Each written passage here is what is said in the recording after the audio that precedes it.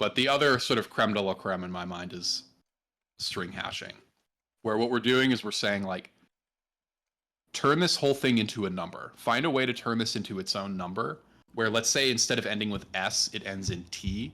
This is going to be a different number.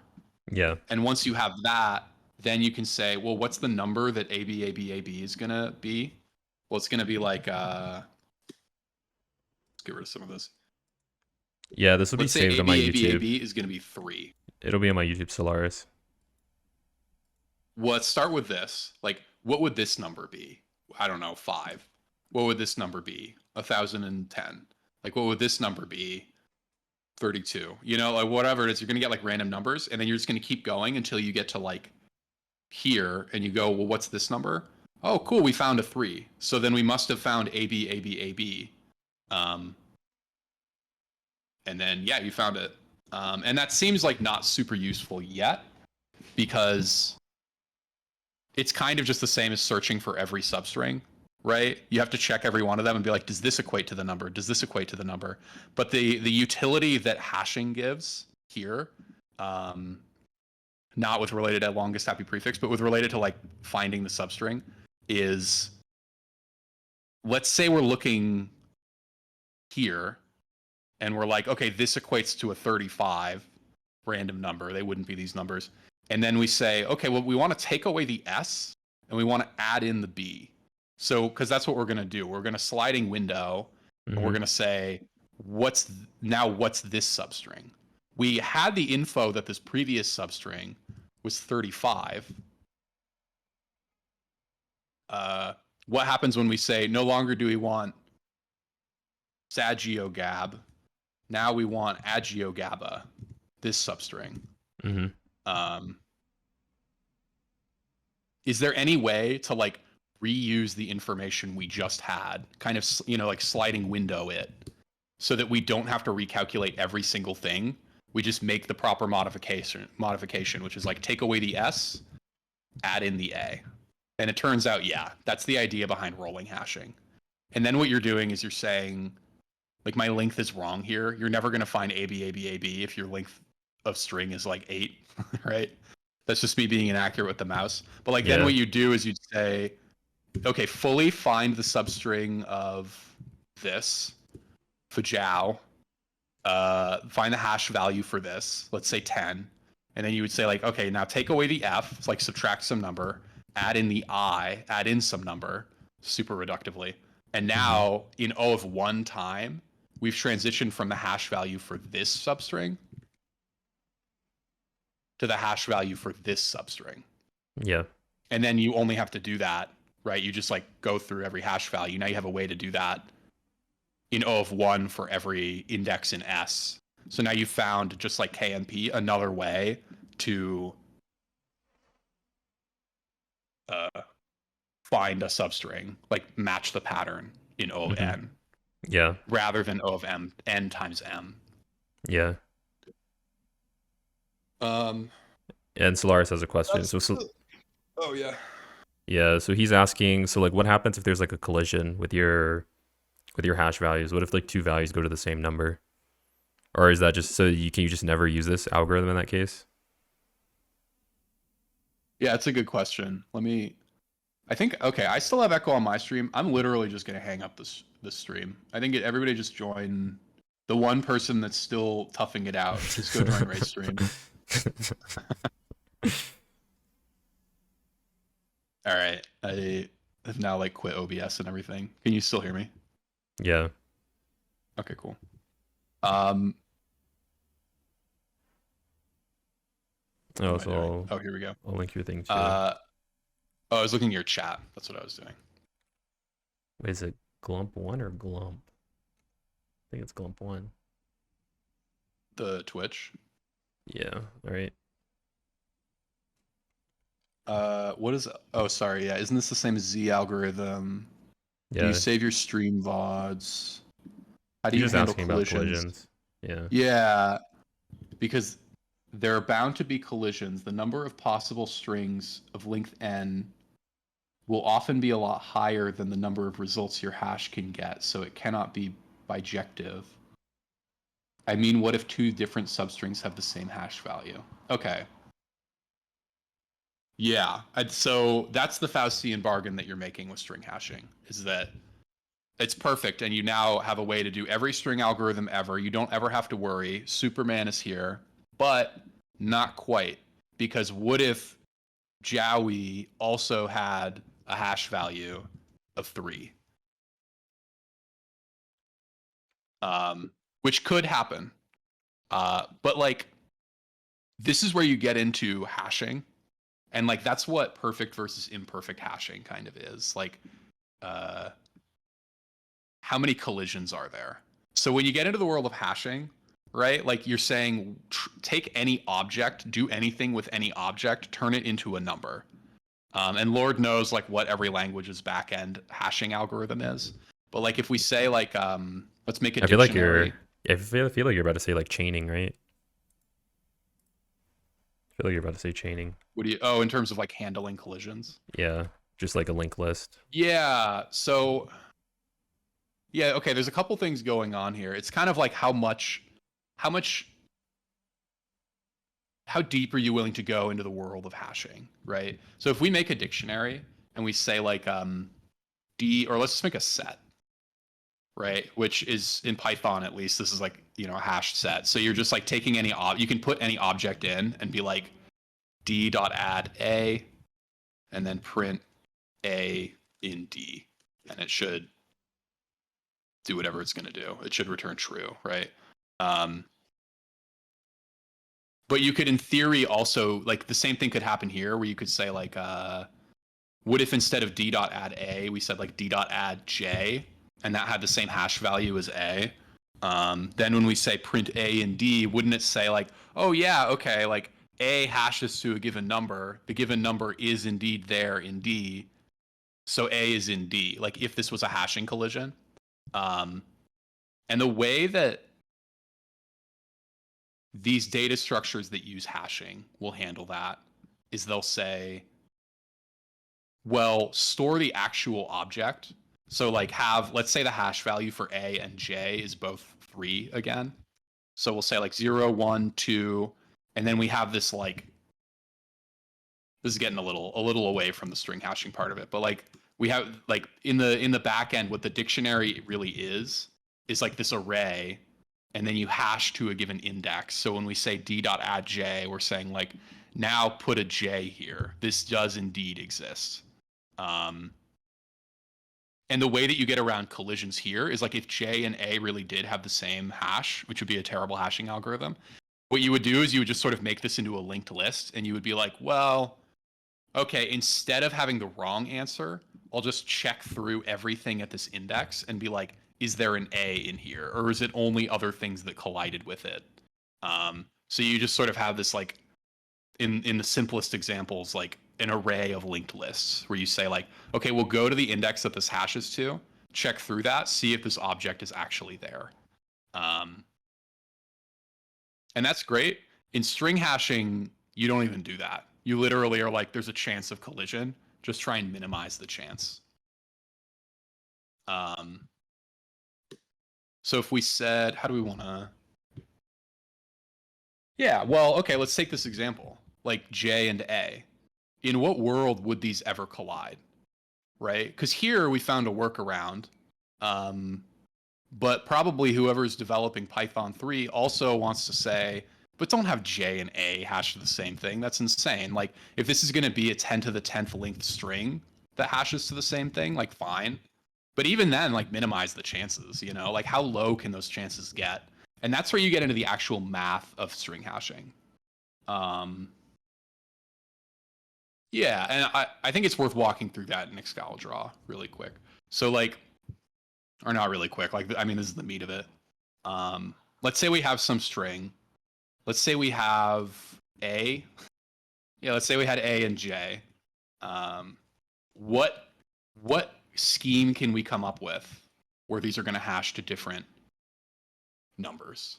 Well, what if A was 0 and J was A, B, C, D, E, F, G, H, I, J? J was 9, right? It's just like, okay, it's the letter that it is in the alphabet. And now, no matter what we have, Z is going to hash to 25. Like, great. Now every single letter will hash to something different. We've now found perfect hashing for characters.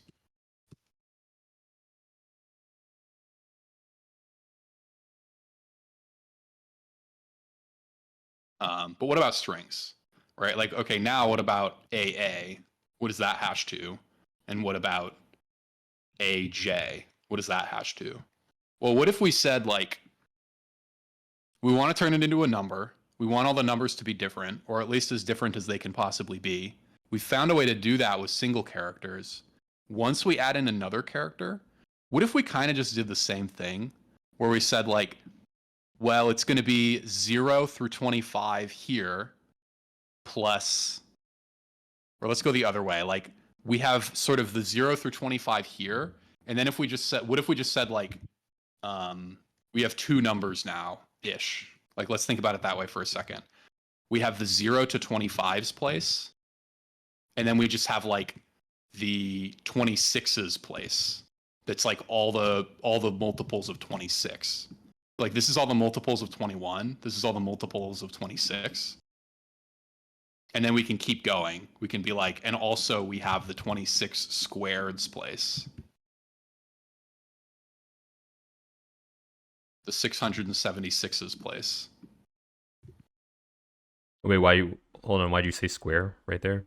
Or actually, you probably go over so that in the hashing algorithm when we actually go into how to hash. Yeah, well, I guess that's like what this is. That's how we're starting to get into it. Like here, let me explicitly like write that as a reminder. Like 26 squareds is what that is. So the idea is like, and let me put like ... a little, or no, it's overly confusing. What I'm trying to point out here is it's like we found a way to have everything map to something perfectly. We found this isomorphism between every character and every number between 0 and 25. That's like relatively elementary, I think. Yeah. And the idea is like if we extrapolated that and we said, well, what if we just had everything map to like something between 0 and 25? And then another number for the second number that maps between everything, maps to everything from 26 Okay. Yeah, and I see. to 25 times 26. It'd be really be 0 to 25 times 26, right? And now it's kind of like, yeah, I see. We found a way again for every substring of length 2 to map to a different number. So the only thing that can ever be 0 is like this is 0 times 1 plus 0 times 26. So this is just going to be 0 is what that hash is to. Here we have 9 times 1 plus 0 times 26. So this is going to be 9. And it's sort of like, then we go to AZ is down here, and that's going to hash to 25. And then BA is going to hash to 26. And then BB is going to hash to 27. And then BC, right, is 28. And then we go all the way down to, I don't know, ZA is going to hash to 25 times 26 is 650. Right, so it's kind of like we have the ones place. That's like, what are we multiplying this by between 0 and 25? And then the 26's place. And then so this would be perfect hashing for 2 characters. And then we can just like take it further, right? We can be like, well, okay, if we just had like another one, AAA is going to be 0. And then let's say like ABA is going to be 26. And then if we had BAA, what would that be? Well, it would be we have a 0 in the ones place, a 0 in the 26's place, but we have a 1 in the 676's place, right? Because like B is location 1, 0 indexed amongst all the characters. So this would be 676. And I think a really useful way to think about this is like, what if we took a different alphabet and we said, okay, A is 0, J is 9, but what if that was it? What if we just had new alphabet 2.0? It's just these letters, everything from 0 to 9, right? Not up to 0 to 25. And I'm overly simplifying it because like we can do the exact same scheme, but it's a lot more intuitive. Where we can say is like, okay, this is going to be everything from 0 to 9. What if we had like AA? That's going to be 0. AJ is going to be 9. BA is going to be 10. All the way down to JJ, which is going to be 99, right? Because we have a 9 in the ones place. And now it's like the base that we care about is 10 for in order, like the minimum base has to be 10 in order for it to be perfect hashing. So it's like a 9 in the ones place and a 9 in the tens place. And now we've covered, there's 99 strings of length 2 that are like AA through JJ, right? Like the thing before this would be J, A, B, C, D, E, F, G, H, I, J, J, I would be 98. I'm sorry, I said 99. There's 100, right? 0 through 99 substrings of length 2 that consist of A and J. And I say this because here it's pretty intuitive. It's just like, well, every tens place, every power of 10 is just going to be like a slot machine, right? It's like if you look at just this number, this is going to be in that place in the string what that character is. So if there's a 9 here, then it ends in a J. If there's a 9 in the tens place, then the next thing is a J. And now we have a way to say like, if we had JAEGHIJIH, whatever, I'm not going to like plan it out, but it'll be like 9, 7, or no, 9, 0, 7, 8. You know, it'll be something like this, all the way down. And we'll have this number, and we can say like, well, every tens place, like, what does that represent? Like, what is that number? And that's going to correspond to that exact letter in that spot. Yeah. Also, I mean, I get that. Also, Solaris is asking a question. He's saying that he says that the base 26, because I'm just gonna read it. Because you don't compact the data, the result will be as big as the original data. So your recursive computation of the next hash for the next substring would be as slow as computing the next hash, with no additional information about the preceding hash. That's why you have to compact the data and risk collisions. But I mean, the probability of collisions can be small, I guess. Yeah, so that's the next step. I think that's like, once you understand sort of like the fundamental idea here, that's like we can turn any string into any number by doing this. Yeah, then you reach, I mean, even if we just had base 10, forget base 26 for a second. Cool, let's say JAEGH corresponds to this. I think E would be 5. I don't know. But whatever, you know, like this exact number that's going to correspond to this exact thing, it's going to have as many tens places as there are letters in the string. So we so far haven't actually limited the scope at all. Like it's true we have it to a number. Now instead of this like big string, big list of a bunch of characters, now we have just one number. But it's not like Solaris pointing out kind of the next thing to notice here, which is like that didn't actually help us because the number is just as big as all the. It's going to have as many tens places. If we printed this as a string, it's going to be just as big as the original string because every single character maps to a digit in that number. So if we had some giant thing, pretend these are all between A and J here, ... that. Okay, and there's not an 8 in there. But, you know, pretend this is everything between A and J. There's no U's or whatever, or S's. And this is length 1,000,000. Well, that didn't really help us at all. Because now, what's this going to hash to? Well, it's going to hash to, what would F be? 7, 8, I don't know, I'm taking random, 3, whatever. It's going to hash to some big number. But that's going to be just as big as the original string we had. So that didn't really help us at all. Okay.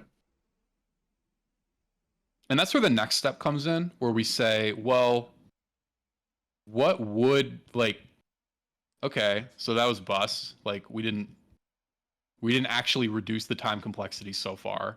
Because now we're just changing between literally exact mappings of a character and a number.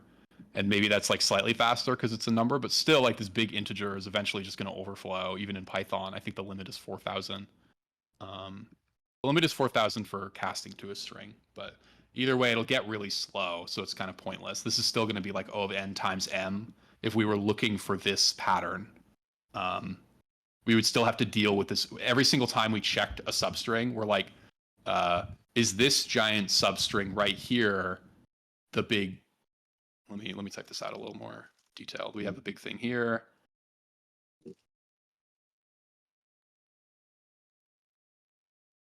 You know, when we're doing that same supposedly optimized thing of like, is this big substring what we're looking for? Okay, get rid of the J, add in the next character. Is this big substring what we're looking for? Like when we're comparing, is this substring, does it hash to the same value? Literally just even looking at the hash value that we've pre-computed is going to be just as much effort as just reading the whole string and comparing it to what we're looking for. So that's not that useful, but what we can do is you can say, what if we took this big number and we just said wrap it around a giant prime? So one huge prime that a lot of people know off the top of their head is a billion plus 7. So that is a prime. So if we said just take this giant number, percent that, right? And then let's say we're looking at this. Let's say this may or may not be the substring we're looking for of length 1,000,000. So now we have this new thing that we're trying to compare, and we're like, does it equal the same number? So we'll say the candidate is FHGSUA, GGJ, whatever, ... And again, pretend everything's between A and J because we're going with this base 10 case because I think that's a lot more intuitive to start with. Down to this big whatever at the end. And we're saying, is this the same thing? Well, we could hash both of them to these giant things and then say, now we get this big number. Are they the same? Or we could say hash them to whatever and then do percent 1,000,007,000. Like take them modulo 1,000,007,000. And let's say that gives us like, I don't know, that, right? And this other hash value gives us also that. So now we found a way to say,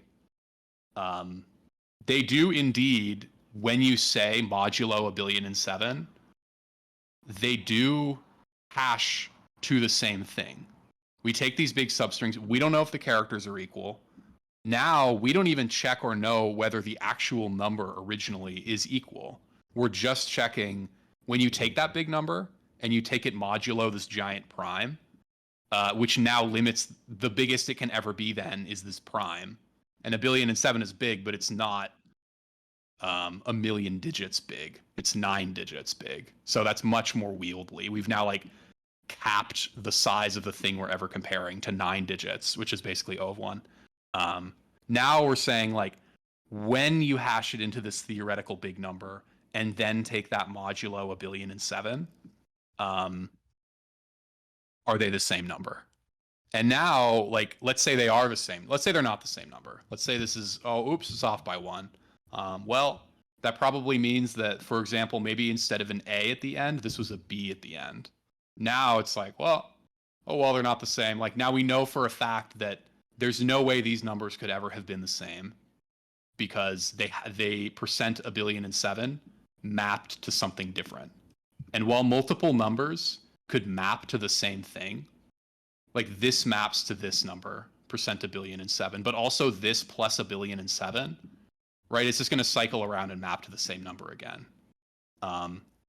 So while there's multiple things that will like modulo 1,000,007 map to the same number, if two things map to a different number, then these two numbers necessarily have to be different. So now we know for a fact, like any negative, we can trust absolutely. Like these are unequivocally not the same string because the hash percent 1,000,007 is different. But let's say they're the same again.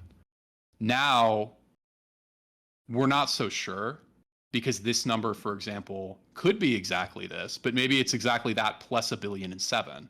So modulo 1,000,007 is like comes out to be the same number, but in fact, they're completely different substrings. Which is the case, but if you assume that there's a completely random chance of that happening, which there basically is, especially if this is prime, there's a 1 in a billion chance of that being the case. And if you're saying, let's say, yeah, it's a length of a million, we're comparing, or yeah, let's say like we're looking at a million of these substrings that are also a length a million. Then we're making a million of these comparisons, and every million comparisons, there's a 1 in a billion chance that they will match, and we get a quote unquote collision. We get like a false positive, or we're like, oh boy, they matched, but really that's like an artifact of this wraparound that we did in order to limit the length. And you know, if you're ever not satisfied with that, like if your collision chance is too large, you can just get a bigger prime. Like I use a bigger prime than 1,000,000,007. I use what is it? 3, 4, 4, 5, 5, 5, 6, 6, 6, 6, 7, 7, 7, 7, 7, 8, 8, 8, 8, 8, 8. No, I think it begins with 4. Sorry. Based. Yeah, so 4, 5, 5, 6, 6, 6, 7, 7, 7, 7, 8, 8, 8, 8, 8, 9, 9, 9, 9, 9, 9. Yeah. It's just a 4, 2 5s, 3 6s, and so on. So if we had both of these, if this was our new modulo, oops, this is bigger. So now, you know, and this is like a legitimate consideration. This is no longer a length of 9. This is a length of, I think, 21, right? 1 plus 2 plus 3 plus 4 plus 5 plus 6. Okay, yeah, and that means I did it the right way because I remember it's a length of 21. So now instead of like this hash comparison being like a 9 operation comparison, now it's a 21 operation comparison, which is like, you know, not nothing. That's like twice as much time complexity. But now there's not a 1 in a billion chance. There's a 1 in 4, I don't know, times 10 to the, like, that's so unlikely. That will never ever happen, and has never happened outside of people like specifically engineering a hash collision, like consciously, you know. Yeah. So if you choose a big enough prime, and most people deem 1,000,007,000 big enough, then yeah, hash collision can theoretically happen, but it will basically never happen. Cool. Yeah. Yeah, I think Solaris was asking what the time complexity of that was, but you answered it, I think. The time complexity, or probability probability of collision. Yeah, well, theoretically, a bunch of 9s is less bytes in memory, but yeah, it's not enough.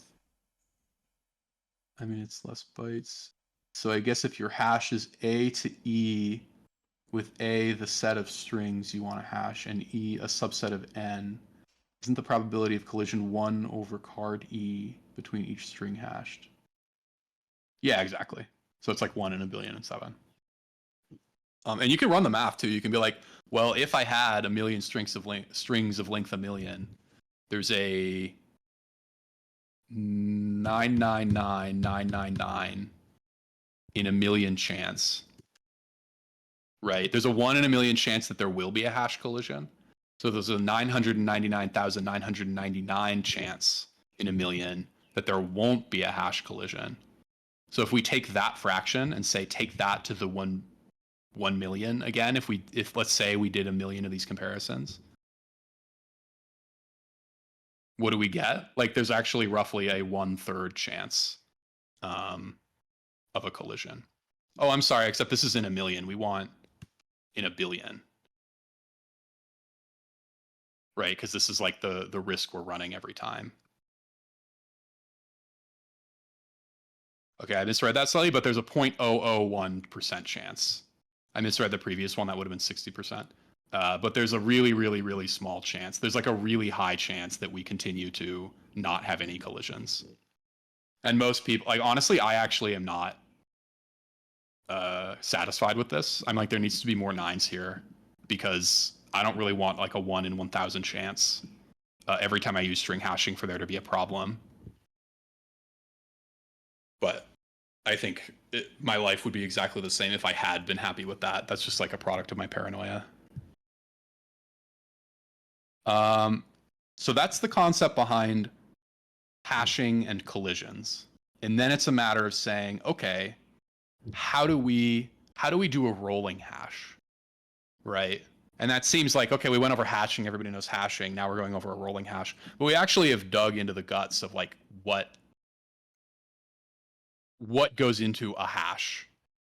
And I think most people are not thinking particularly hard about the actual math behind that when they're using like a dictionary. So we actually have outlined pretty much all the logic we need. Then the question becomes, let's say our string is like, well,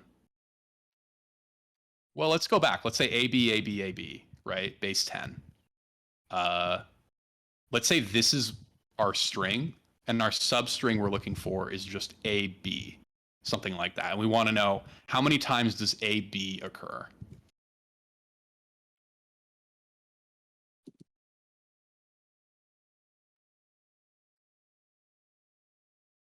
Okay, well, like the first thing we're going to do, right, if we sort of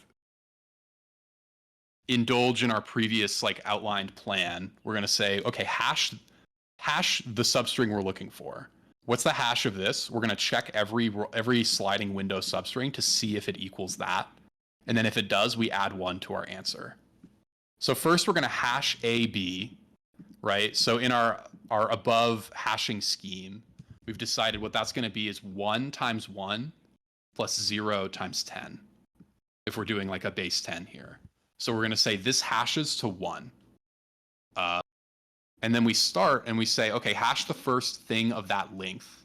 We never want to check anything of different lengths. That's actually kind of important. So we're never going to be like, does this have the same hash value? Because who cares? Because it's not the same length. So we know it's not going to be the same substring. So just do a sliding window of every substring with the same length. Start with the first one, hash that one fully. What we're going to get is, it's going to be the same thing. Like we're going to start and we're going to say, okay, our first substring is just 1. We have found a hash match. So let's like add 1 to our result. Okay, what's the next one? Now we need a way to say, how do we go from AB to BA? How do we add in this A here and take out the previous A? Well, now, BAB, the first thing we want to do is take out the previous A. Well, what was it adding? Nothing, because it was 0 in the tens place. So the first thing we do is we take out the previous A. Also, I don't really see how you're iterating over through this. Like, you incremented your res as 1, but I don't know like what stage of your roll you're at. Like, I don't know how you're. I'm saying like we're looking at AB. We're like, okay, this hashes to 1, so we found a match, right? Because like what we're looking for, I'll say target hashes to 1 here. So like I'm in that stage where I'm right here, and I've said this hashed to 1. Okay. Which does indeed match the hash that we're looking for. So increment res to 1. Okay. Let me, how do I organize this visually a little better? I think that's okay. And now we're like, okay, so we did the first comparison and it was a match. That's cool. Now we want to do the second comparison. The second comparison is going to be going from AB. We need a way to like take the existing hash and say, don't just rehash BA. Don't recalculate the whole thing. We want to add in the A and take out the other A to get to this state, right? And there's kind of 3 steps we have to do. The first step is taking out the other A. So like take out the leftmost character. And with that, we're just saying like, well, what's its current kind of contribution? It's not in the 1s place, it's in the 10s place. So it's going to be whatever the value of A is, 0, times that place, so the 10s place. So we're saying take that out. So take out, we're going to say like take out of our hash 0 for A times 10 for like its place in the string, which is still going to give us 1. So now we're representing like, okay, the hash for B itself is 1. Which is fine because that's like a different length. So there's never really going to be a collision there. And now we want to say, we want to be careful because you want to add in the A, right? You want to say, okay, now we have just B. We went from AB to B, and now we want BA, right? So great. Okay, so now add in the new A, but there's another thing going on here. There's another shift we have to make, which is one difference between B and BA. Like, what do these hash to? B hashes to 1 because we have a 1 in the ones place. BA, we have a 0 in the ones place and a 1 in the tens place now. So this would hash to 10. So before we add in that A, what we want to do is literally just multiply our hash by 10. Which is to say, like, now the whole thing is shifted over by 1, right? Like everything that was in the ones place is now in the tens place. Yeah. So like the B, yeah, goes from the ones place to the tens place. So then we get 10, which represents like B and then something. And then let's say we were adding in a J, we would get like 19, right? But here we're just adding in 0 times 1 is BA. Now we've added in this, like there's a 0 in the ones place. So now the new hash is 10. And we say 10 doesn't match. And then to go over like one more transition from BA back to A, like quickly, we're saying take out this B. So we have, I'll say like, you know, we start with a hash of 10. I'll write that out here too. We started with a hash of 1. We're taking out a B in the tens place. So that's a 10, right? It's like a 1 in the tens place. And now what we have is essentially A is what this hash kind of represents. And then times equals 10 is going to be A and then something is still 0. And then plus equals 1 is going to be AB. And now we're back to, sorry, that's being kind of sketchy, but we're back to like this as our substring that we're looking at. Yeah, that makes sense. Solaris said Yeah, that we can do modulus onto the power if the numbers are really big. Maybe. He said maybe we want to modulus or modulo it. I'm not sure. Isn't that the probability of each string not colliding with the preceding one? If you do P, you just check each feeding to. I think the math is a bit more complex to have the probability of any collision. I think the probability of having a collision is just the probability, 1 minus the probability that you didn't have any collisions.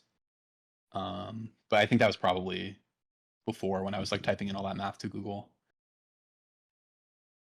For large substring, you probably want to use pow character value character place m instead of character value to the power of character place %m, which could overflow or at least be slower. Yeah. I mean, you're talking about like sort of the specific implementation details again. I think you're like getting ahead. But that is the case. Like here, we're literally dealing with, right? What's the next substring going to be? Well, it's going to be, instead of AB, it's going to be BA. And we can already kind of predict the hash that we're going to reach is going to be 10, right? And then it's just going to be oscillating. And then the last thing we get, right, is a hash of 1. Like if we continue these previous steps. So we're just oscillating between 10 and 1, which makes sense because like we're oscillating between AB and BA over and over again here. But yeah, if we take a more extreme example, well, before we take a more extreme example, like I think one step to get there is to say, what if we go back and we say, actually, I don't want to use base 10 anymore. I actually can have something up to Z, which can go from 0 to 25. So I actually do want this to be base 26 instead of base 10. Well, it's pretty simple. We just kind of like replace these. So we say like 0 times 26. And times equals 26, and so on. So instead of oscillating between 1 and 10, we would oscillate between 1 and 26. Yeah. So then the next thing is we say, well, what if we weren't looking for AB? What if what we were looking for was like A, B, C, D, E, F, G, something like this. And let's say the hash value, hopefully we're comfortable enough with hash values that we don't have to like hand go through this, but it's going to be like G, A, B, C, D, E, F, G. So that's going to be an index of 6, right? It's going to be 6 plus, and then F is going to be 5 times 26, plus E is going to be 4 times 26 times 26, right? Plus 3 times 26 cubed, plus 2 times 26 to the 4th, and so on. Well, I'll just write them all out at this point. Like this is what this hash value is going to be if we write it base 26. So then 1 times 26 to the 5th plus 0, that A at the very end. It's like our biggest 26's place is going to be a 0. 0 times 26 to the 6th, if we're being really technical. And this could be a really big number, right? Like 26 to the 5th is going to be probably over 1 million, probably over 10 million. So we're going to get some giant number. Let's say it's that. And this is where the modulus comes back in. Let's say we want to say... no, I'm not gonna use a different prime. Let's say this is like well, that's what this is. Let's say we took an even bigger string. We said A, B, C, D, E, F, G, H, I, J, K. Something like this. And I'm not gonna write out like plus 11, like 26 to the 11th and so on. I'm just gonna be like, this hashes to a gigantic number that's gonna be like many, many digits now. Because we're going to have at the very end like 1 times 26 to the 20th, something like that. So what Solaris, I feel like, is pointing out is like, this is way too big. Even calculating this, you don't want to do that. So what you would want to do is like every step of this process, you would say, take a 6, add in 5 times 26, and then also modulo, we'll say M means 1,000,000,007. And then do the same thing here. So like modulo M and then modulo M. And when we're working with these smaller like substrings of length 3, we do have quote unquote perfect hashing because we haven't reached 1,000,007,000 yet. So like probably even for this whole thing, this probably all equates to less than 1,000,007,000. So every substring of length like 5 or 6 or less, there's never ever going to be any collisions. We don't even have to worry about that at all because we didn't ever wrap around, so there's no chance that anything will equate to the same value. Whereas for this one, right, like we could say calculate the whole big thing and then %m, or we could say, I don't know what O is, let's just say like 18, I don't want to get too wrapped up on that, times 1 plus 17 times 26 plus 16 times 26 squared all the way to plus 1 times 26 to the 18th. It's going to be something like that. Now it matters a lot more. We can just say like, well, do this modulo M, and then what's going to be right before this? It's going to be plus 2 times 26 to the 17th modulo M. And then finally the last one modulo M. And this means like every step of the way, we never... Well, okay, there's one more little missing part, but for the most part, like every step of the way, we never actually got to all that big of a number. And then the only other thing we have to do in Python, it's really simple. It's just like we can say pow 2618 is going to give us this giant number.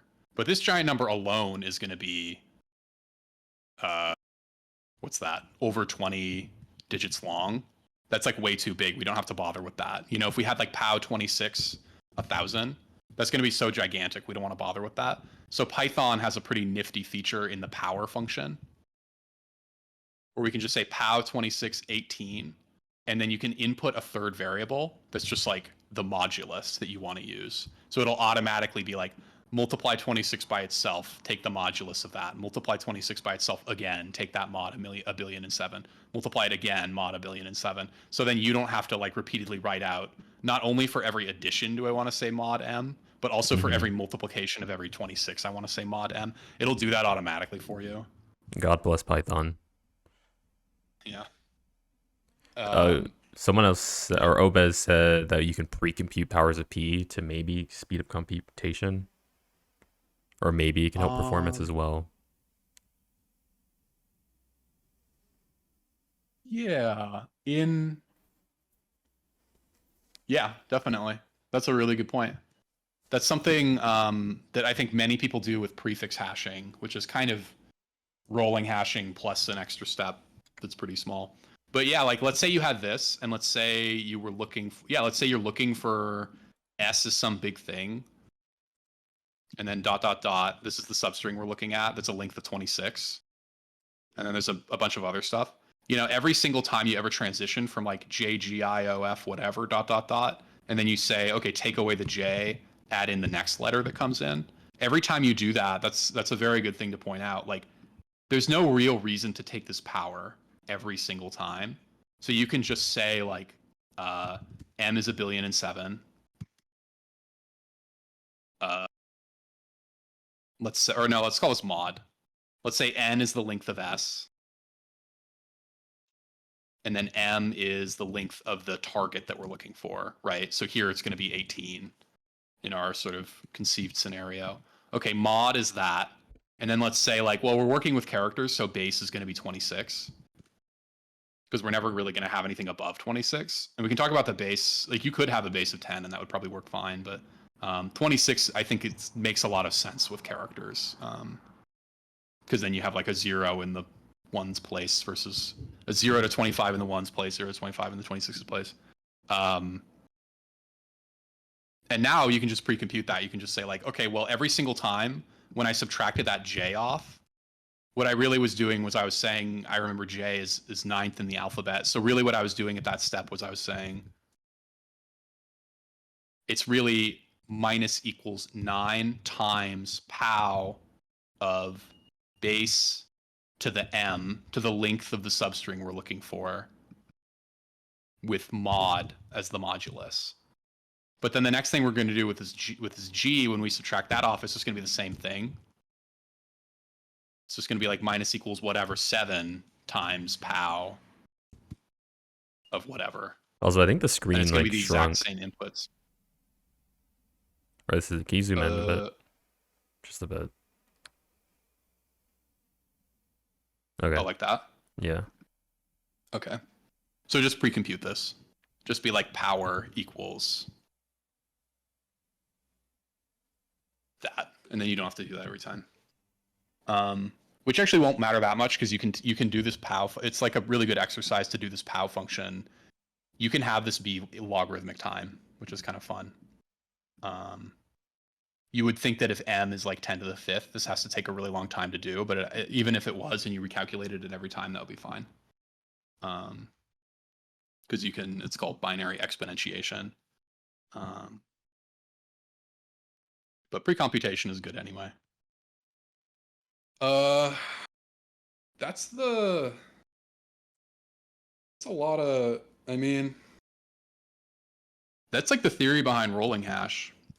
Yeah. Do you think it's worth like looking at this problem again with rolling hash? This isn't the best problem. Maybe this. For example, that. Given this, return all the 10-letter long subsequences that occur more than once in a DNA. Okay. Yeah. Okay, so first off, you can see you don't have to do this here because... And I did this one on stream actually a couple days ago. Oh, cool. This is the one. Do you think it's worth revisiting it with like rolling hash? Oh, I mean, I did it with rolling hash. I did it on stream. This was the problem that I was solving. That people were like, you don't need rolling hash. But so yeah, so I already understand like the idea. But that said, I mean, could we do it again? Like, I think it'd be pretty fast if I did it. Let me look. If you literally did that one already, I mean, to me, it makes sense to tie a bow on the whole kind of concept by like implementing simple code. But if you literally already did that.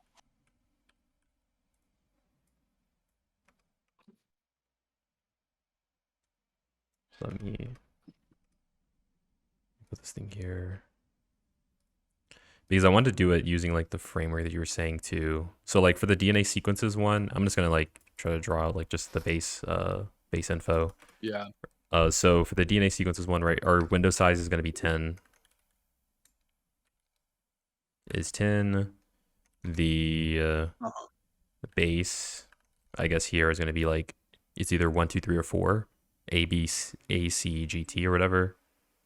Yeah. For like, for the 4 numbers. And then, what is it, base? And then we still do powers of 10, I guess. Well, the base is the power. So here Oh, you'd wait, just be yeah, doing like true. powers of 4. Yeah, that's true. And then, okay, and then the values. Okay, yeah. So then, like,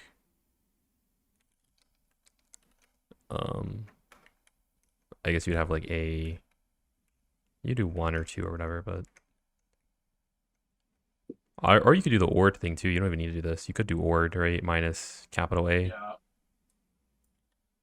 I might literally do like ACGT dot index every time because like a string of length 4 is negligible. You said you would do what?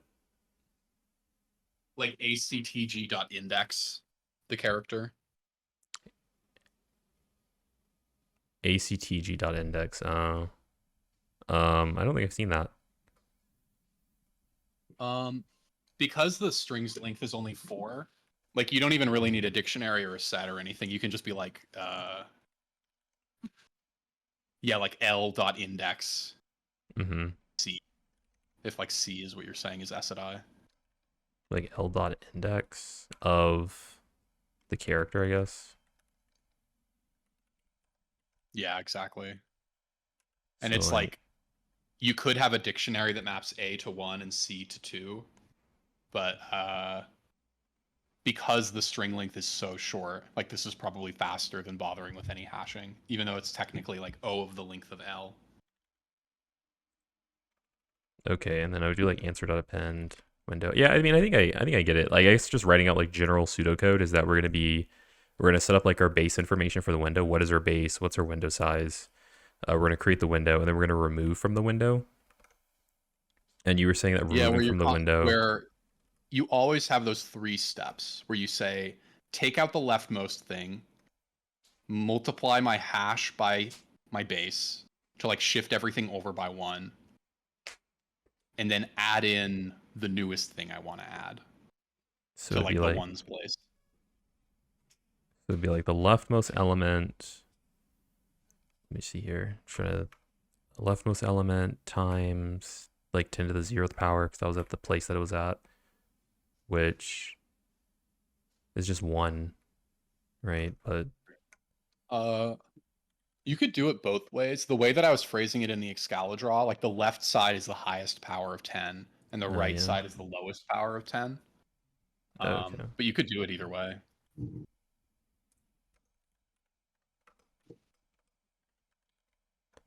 And then you can make it 10, I guess. And then I did this window, the initial window. I'm just trying to write out the pseudocode, I guess, just generally. But so then we adjust the window. So you're saying like just multiply by 10. Yeah. And then add the right element. And then that's going to be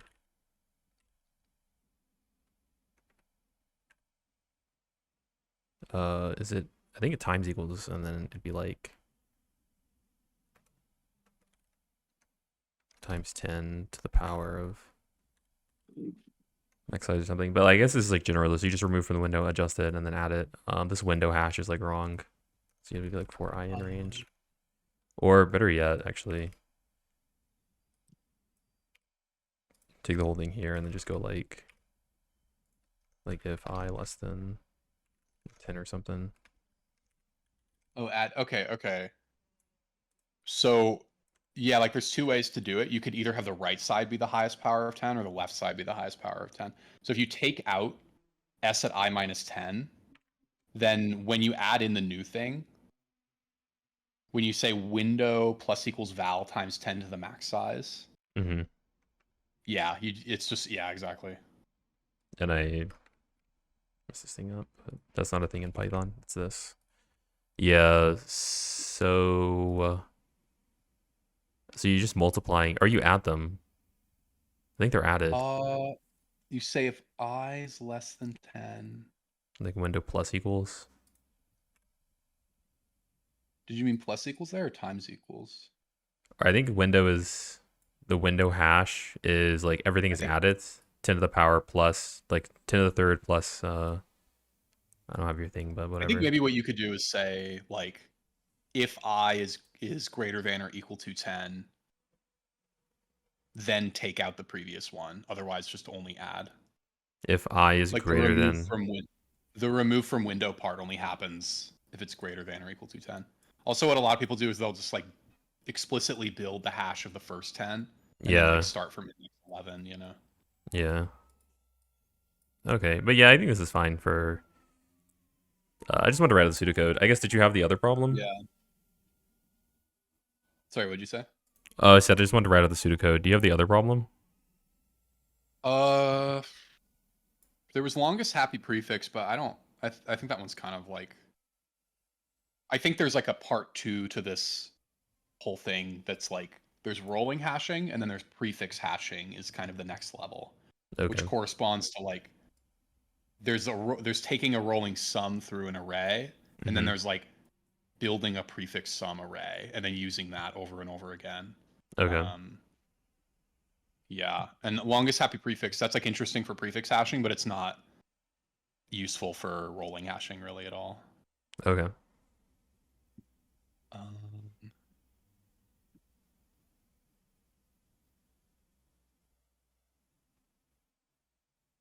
they can.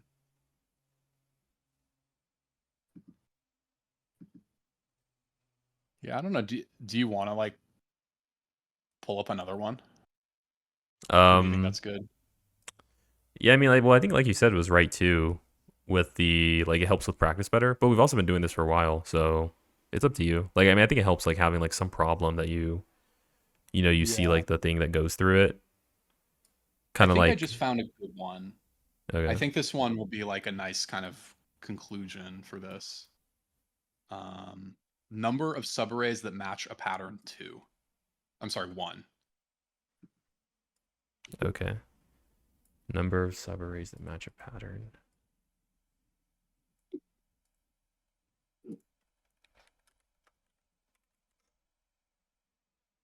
Somehow I've solved this problem.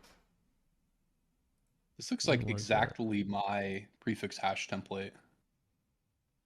So maybe we went through this before using prefix hashing. Oh, I mean I didn't. I think I Oh no, I'm sorry. You're looking at my screen. I was like, whoa, this is mine. That's cool. yeah, no, I don't know, I guess the story behind me doing this. I don't even know if I copy and pasted this code or what, just to get a daily out. So this one's good because string hashing, contrary to what the name might imply, you can use it anywhere at any point. You can use it on any array. It's like Mm-hmm. just pattern matching. So Yeah. even if your array, like nums went up to every number went up to 1,000,000, you would think like, well, but wait a minute, it's not base 26 anymore. Wasn't that important that 26 was like a really small number? And it turns out no, it doesn't matter. Mm-hmm. So you can use it for arrays just as easily as strings. Oh, it looks like Obez and Solaris are saying you can just use dot index or dot find. I didn't know that, but learned something new I think today. yeah, I think dot find is like if it's not in the string, then it will return -1. Okay. Whereas dot index will throw an error, I think. Okay. So you're given a zero index integer array of nums of size n and a zero index integer array pattern of size m. Subarray set to match pattern if. Oh yeah, I remember. I think I remember doing this. If it's +1, if it's the same, if it's -1, count the substrings that match the pattern. Count the subarrays that match the pattern. Um,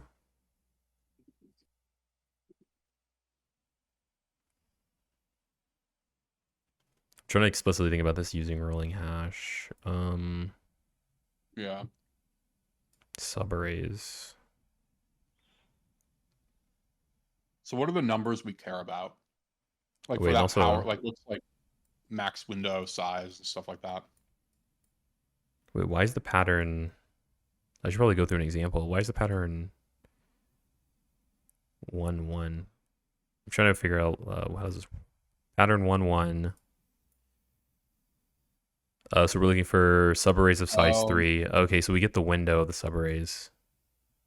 this has got like an extra step. Yeah. That's a little bit um not fully related to what we're talking about. I think it wants the pattern to be like 1 means increasing, 0 means the same, -1 means decreasing. Yeah. Um So that's when we have 4 because it goes along like that.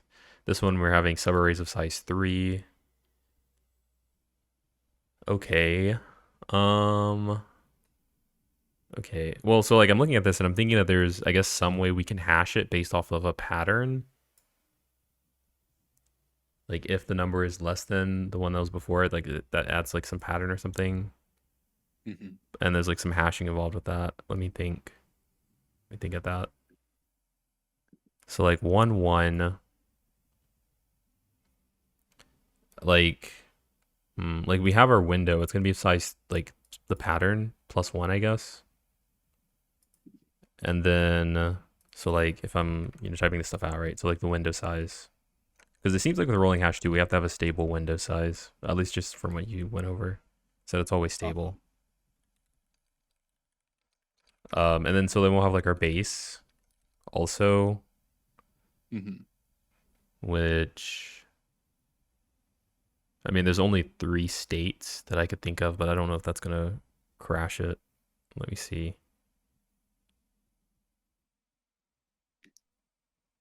I would recommend for window size is length of pattern plus 1. I would think of window size as just the length of the pattern.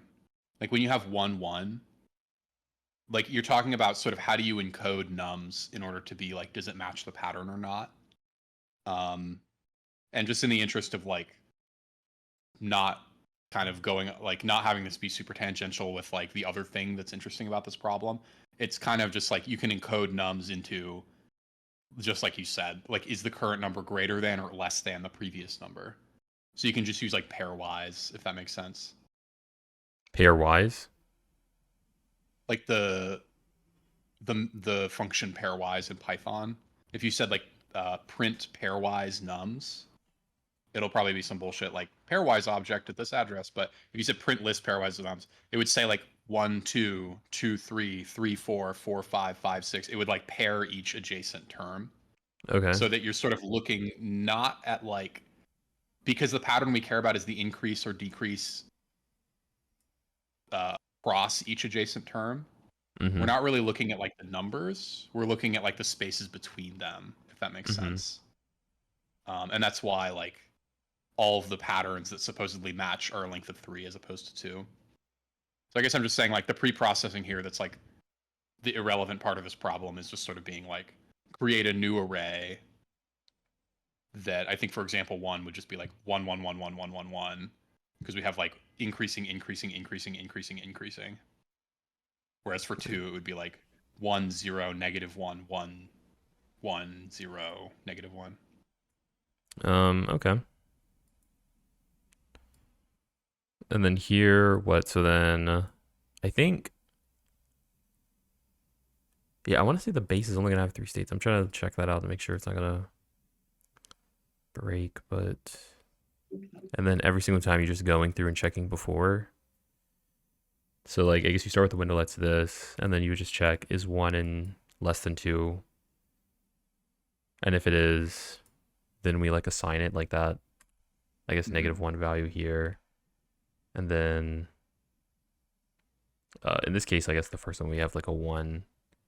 And then in the second one, 2 to 3, it would be like a 1 because it's increasing. And then,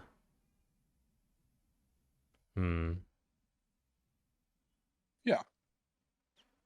well, then I guess we're just comparing it to the pattern, and then increment like answers if it's the pattern. So like pattern is like 1 is 1 1, so you just compare it to that target, or like better yet, target. Like in the case of you were saying, you have like targets, and our target would be like 1 1 or like whatever the pattern is. And we can hash it, I guess, too. Yeah. Yeah, I think it's worth setting the hashing aside for a moment and being like, how do we turn that array from 1, 2, 3, 4, 5, 6 into 1, 1, 1, 1, 1, 1? There's Well, one I five mean, well, ones and yeah. Well, six. my idea was just gonna be we just have the sliding window, right? So we just have it of 3, and we do that for the first 3, and then again we like kick it out the window. Like we don't convert the entire array. I mean, that's kind of sounds like what you're saying is that we should convert this into a hash. Yeah, I think that makes But it like clearer okay, for the purpose of the hashing as opposed to like on the fly calculating the next element. yeah. But if I mean if we're gonna hash the entire thing, I guess it would just be like the same thing but positionally, right? Is it? But it's just to the length of it. So like the length of like the string. So what I mean is that like we have like um max size -1, like 10 to the power of 10 to the power of 0, 10 to the first power, second power, third, fourth, fifth, whatever. And everything is just multiplied by like everything is multiplied by, the previous, like it's just checking like the previous value essentially, as opposed to using like the actual numbers like we were doing in like the example. Mm-hmm. Yeah. So like if we could like hashing the entire thing is just like um going through everything and then doing like maybe like a value conversion or something, like convert like to pattern, but then just taking in like the current number and then like the previous number, and that'll give us like a 0 or a -1 or a 1, and then we can just take that and just like, do like 10 to the power of 3 or whatever times like that, that converted value for everything, I guess. I see what you're saying. You're saying like iterate through and find the pattern on like the pattern value on the fly, as opposed to creating an array of whether nums is increasing or decreasing. Yeah, so I guess when you say that, I then you're feel more saying comfortable doing it that way. um I think it's like clearer to just create the array beforehand, but if that's like clearer in your mind, I guess that's what matters. oh, well, no, I mean, I just trying to, so I mean, I guess you're just saying just generate the array that has increasing and decreasing. So like, Yeah, before even like doing any hashing. or what is it, array to pattern is like here, then for I in range, like the nums. And then we just do like, we actually have to do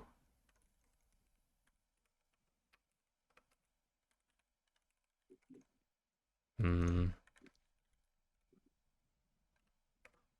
at I is less than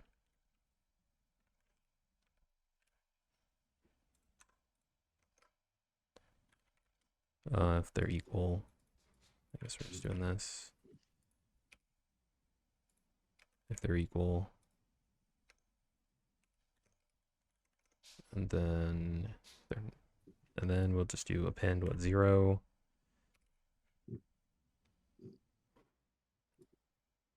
1, 0. And so then we'll just go like -1, like that. Yeah. Okay, and then so you're saying like generate this thing. I don't really see where the hashing comes in with this though, but Because if this would have, pattern was really big, then oh, you wouldn't be able to just compare. Like if you're gonna like sliding window through your array as pattern array, and you're gonna get some series of ones and zeros and -1s. But like when you hash it, then you're able to match that window to the pattern. in O of 1, as opposed to having to, like, here the pattern length is only 2, so it's not a big deal. But if the pattern length was like 10,000, then you would want to do that in O of 1. So, but I don't. This isn't. I don't have to use rolling hash for this at all, right? I don't. Like, I would just convert this into a tuple, and it would just hash it for me. Like, I could just convert pattern into a tuple. Like, just pattern Well, equals this is where the tuple. rolling comes. Yeah, this is like why you would ever care about implementing your own hashing, is like, so you're saying every window convert it into a tuple, and then check the hash of every sub window, or like check that against the hash of the pattern. Yeah, I don't know. Do we like? Yeah, like, do we need to? I mean, if we're gonna, I don't know if do I need to build my own hash algorithm? I wonder if I could just. I'm pretty Well, I sure. mean, like the time constraints here, yeah, you don't have to, but it's like the rolling hashing from the last problem. Like, the point is to learn rolling hashing. Like, the constraints here are pretty small, so I don't actually think you would have to, now that I see them. But if you did do this, if you did convert everything into a tuple, and hash it separately, right? Like in nums 2, the pattern there, yeah, like that's gonna be what, 1, 0, -1 is the first one. Or whatever, yeah, for nums 1, like whatever pattern you're hashing, like 1, 1, 1 or 1, 1, 0, Well, I guess you would have to like rehash everything separately, yeah. as Okay. I mean, I opposed guess you to have like O to. of 1, yeah, like changing just the number with 3 operations. Yeah, I was wondering if there's a way you could kick it out, but I guess you can't. You can't like leave from the window. Okay. Yeah, makes sense. That's what I was thinking. I was thinking that like, okay, I just hash the pattern. I saw that, but I didn't see that you can't hash the window. Yeah. And still get that in O1. Okay, but yeah, I get it. So yeah, and this is where we're just going again, probably following the thing. So like, for, I guess we initialize our window or like hash, and that's just gonna be like whatever the length of pattern is. Yeah, like 2 for loops, one to build the initial hash and then another to like roll through. Hmm.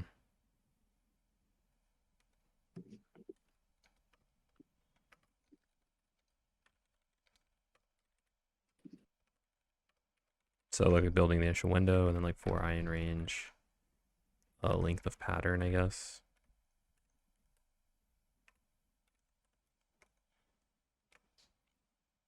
And then hash like plus equals the, what is it, 10 to the power of I times the value of it.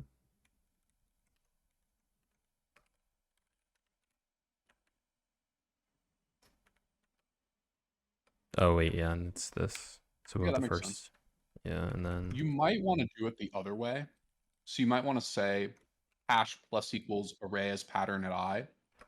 And then before you do that, multiply the hash by 10. Because the way you have it now, like your rightmost digit is going to be the largest. That's going to be like the largest tens place in your hash. And the yeah, leftmost digit is going to be the ones place, which yeah. has like slightly different logic than if the leftmost was the largest and the rightmost was the ones place. Okay, so you prefer to have it. Okay, so what is that? N minus I is equal to the length of pattern. So this, and this way we'll make it just as this way it'll, the smallest will be next. And then, so then we're just, Hash equals 10. Okay, this is where you got to be like careful, because n minus I, that would be like if you were to hash the whole string.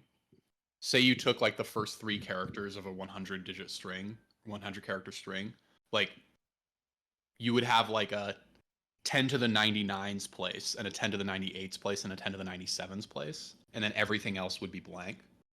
But you really only want it to be like 10 to the 3, 10 to the 2, 10 to the 1, or 210. Oh, I'm sorry. N is length of pattern. My bad. Yeah, I thought N was length. Okay, yeah, yeah. yeah, it's kind of misleading variable name. Kind of I misleading think you variable might want name. it to be -1 minus I then, because Pattern will be 2. Try to see. Pattern's 2.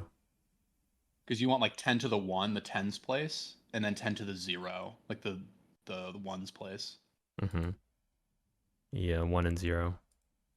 The other Okay. standard way to do it, if you're hashing in that direction, where the leftmost is the largest and the rightmost is the smallest, is you can just say hash times equals 10, hash plus equals array as pattern at I, which is probably what you're going to do here. And then we have to check if it's inside window. Or if. And then I also have to hash the pattern too, right? So Yeah. uh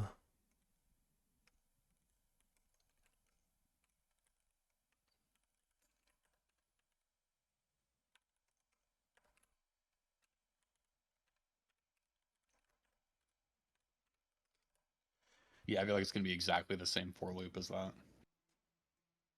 so pattern hash. But we're hashing pattern at I.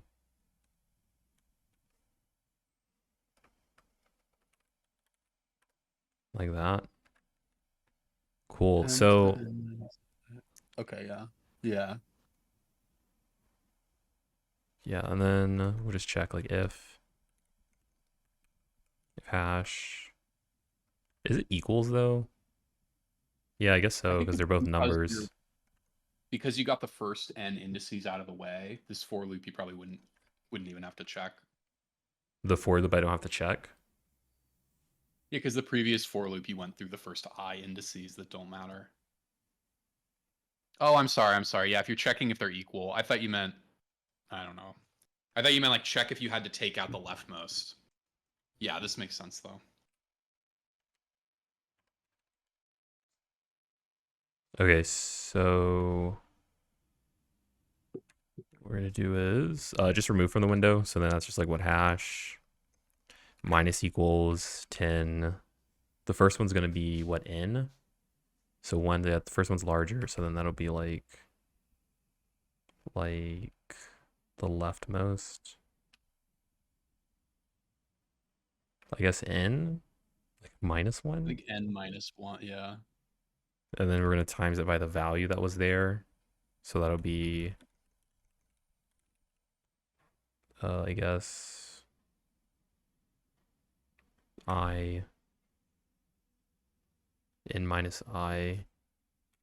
Yeah, n is like a kind of bad variable name here, but I think I minus n. yeah, I minus n. Yeah. And then adjust the window. So you're saying we do hash, and then we can just times equals by 10. Yeah. And then we add the new character to our window, which will be 10 to the power of, what's the minimum one? 0, right? Yeah, just be like plus equals the value. Yeah.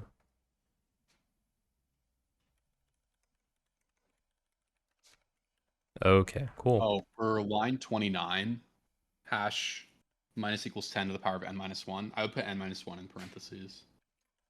Line 28, 29. N minus 1 in parentheses, 30. Okay. N minus 1 in parentheses. So it's not like 10 to the n minus 1, you know? Yeah. Yeah. That PEMDAS. PEMDAS. Okay, I think this is, yeah. So, okay, this is good. I think this would work. Like, there might be, like, some mistake that I made, but, I mean, it's I cool. think Like, the we only got, one I see is the very last hash you would want to check as well. yeah. Because you check the initial hash from like 0 to n, but then the very last, like all the last modifications in the final iteration of the for loop, yeah, you would just, yeah. Yeah. Yeah, I kind of thought about that. So, like, I mean, honestly, here, instead of duplicating, instead we just delete it, right? No, actually, we still need to check. I was just curious about duplicate code. But yeah, that makes sense. I was thinking about it. Yeah. How does it run?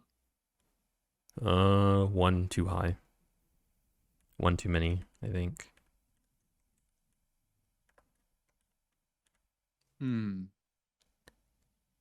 What is pattern? Sorry. Oh, and this one's too less. What is pattern? I'm sorry. What is array as pattern?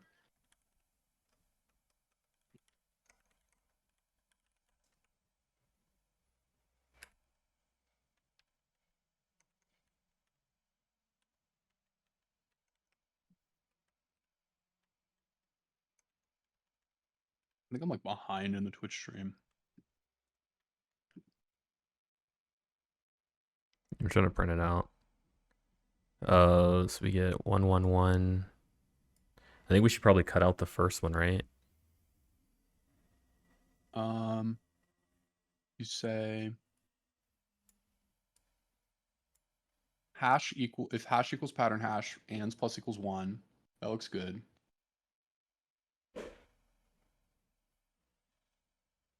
Oh, Obed I believe. says the second loop is Oh on the yeah, right starting spot. yeah. You want it to start at n, not I, because when you say for I in range I, length of array is pattern on line 26, like you're starting at n minus 1, so you're double counting that. I think it was probably just a typo and you meant n. No, I definitely. Oh, yeah, they're giving me too much credit. No, I just did that logic wrong. I didn't think about it either. But okay, cool. So yeah, this is it. Yeah, and I would imagine if you ran this, it would get the right answer, but it would TLE. Uh, no, it'd probably be fine. But the only thing to add is the modulus stuff. Oh, it's not even the fastest too. Like it's not blazingly fast. Well, we gotta add in Interesting. the mod stuff would probably increase the speed, but Oh, also really? those are never like reliable. Yeah, I thought you said Because the right modulus was now, slower. what? I thought the modulus decreased the. Oh, I mean, I guess you mean Like right modulus on now, each. hash could be an integer that's like 10 to the 100 because the window size can be 100. So it'll be a little faster than if you were directly checking the substrate. So you're saying you get speed by using the power here, and then Yeah. modulus. Like what? Yeah. So like modulus n minus one, right? And then you. I would keep that part. Oh, I wouldn't do pow here. or what do you mean by mod? Oh no. I'm sorry. Yeah, no, pow's right there. I'm sorry. Oh, I okay. fucked up. It's No, good. pow's good there. Yeah. And in fact, I think that's literally the only. I don't know what the hell I was talking about. Yeah, just like changing that to pow, and then maybe hash percent equals mod at the end, and like pattern hash percent equals mod, and then you're good. Okay. Okay. Sure. But yeah, I thought adding like the pattern. This is my last question. I thought adding the mod to like the final answer, not the final answer, but to the pattern hash stuff. I thought that decreased the time complexity. Yeah, it does. Okay. Okay. What do you mean? Like it makes it fast? Like it makes it faster. Oh, I mean it makes it worse. I mean, I thought it Oh makes no, it yeah, but worse. decreases the time complexity. It goes Yeah. down from O of m times n to like just O of n. Yeah. Okay. So so adding the modulus makes it faster on the final one because I understood it for POW because you could be bounded, you could go out of bounds, and you don't really care. But how does it? How does adding modding to like the final hash value help with speed? I guess it's the same idea. How does modding the final hash value? You would, Uh, so the idea is you're keeping, instead of these numbers just growing indefinitely, yeah. I um, mean, when they're growing indefinitely, they're never going to collide. It's perfect hashing. But instead of doing that, where they just get bigger and bigger and it gets slower and slower, just okay. every single spot where you ever add anything or subtract anything from hash, you just also say like hash percent equals mod. And then Okay. anytime you take a power of 10, instead of doing the like 10 asterisk asterisk, you just say like 10 comma n minus 1 comma mod. Yeah. Okay, I understand. Yeah, because if they're really big numbers, then doing math on really big numbers is slow. Is going to be slower. Yeah, exactly. Okay. Cool. Thanks. Yeah, I'm gonna post this. I mean, I'll post it on YouTube. I don't know. I mean, I guess you don't really use YouTube, but if you want the VOD or anything with like the Sure, yeah. yeah, I can send it to you. Yeah, I'm thinking maybe I'll like start with shorts, honestly, because that's honestly the tech content I watch the most. It's like YouTube shorts about this kind of stuff. Yeah. Yeah, that'd be good. Like, there's one of my friends sent me Greg Hogg. I don't know if you know who he is, but I talked to him about him a little bit on stream. But Who's he? yeah, he's a data structure algorithms guy. Like, he's probably like one of the biggest, but he only does shorts exclusively. So he Oh, picks out like Leetcode easies and he covers those in like 60 seconds. And he's been doing that for like 2 years or something.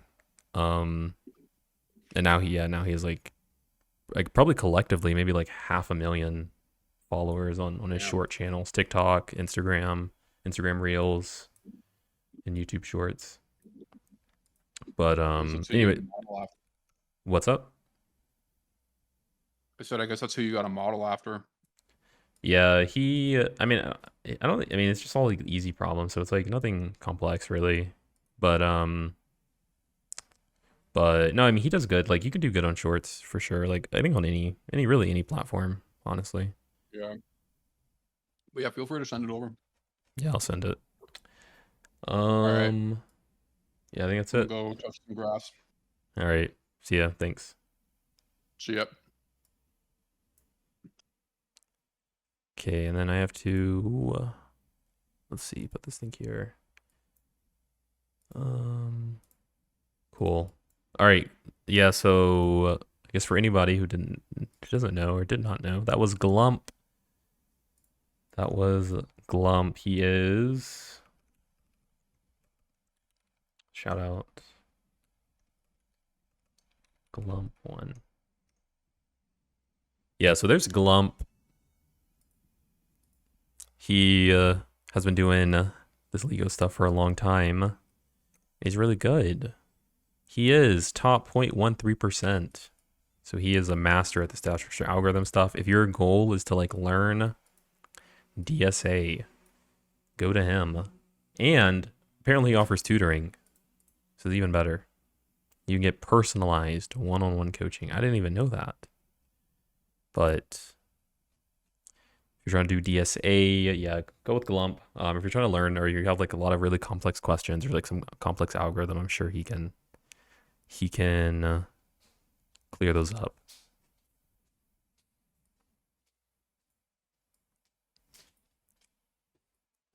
Cool.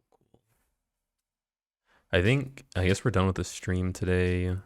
So it was a really long educational one, but it was good. I'm gonna try to go over some system design today. And I think that'll be it.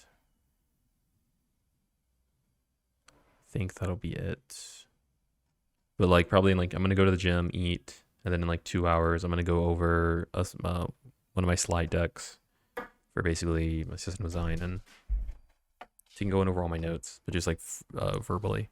So if you're trying to learn like system design, pass your system design interviews, yeah. Cool. I think that's it. I think we're good. Thanks for watching, guys. Obez, Solaris, you guys are still here. Thanks for watching. And Hoppuccino, Moppuccino, Alpacino, Cappuccino, Appuccino. See you next Streamerino. Peace, guys.